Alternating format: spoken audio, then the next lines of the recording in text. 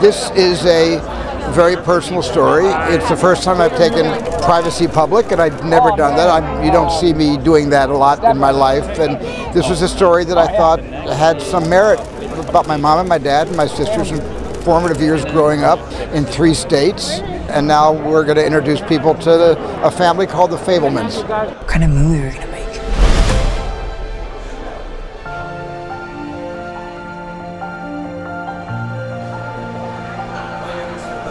The most challenging part was finding the cast that best represents my family.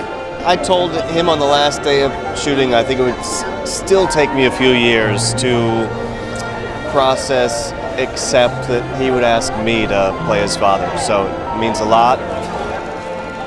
From our first conversation, he was so open and vulnerable about this subject matter. That kind of opens the door to everything and to all of us in the crew. So I think we just cared deeply and tried to do right by these characters. It's incredibly personal. It's masterfully crafted in every aspect, every department of filmmaking. Any story that's so specific and well articulated to any experience, everybody can relate to it. Steven is letting you into how he sees the world, which is through the language of film.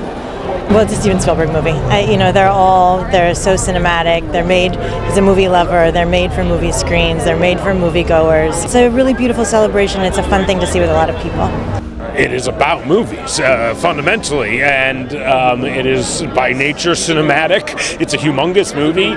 Even though it really focuses on nuanced, small relationships in a lot of ways, it has a humongous scope to it. So yeah, it's fun to see in the theater. I've always found ways of putting, my personal life in everything I've done. What was your favorite part? And cut. Even, Indiana Jones, believe it or not. There's pieces of me in that, and pieces of me in everything I've really directed.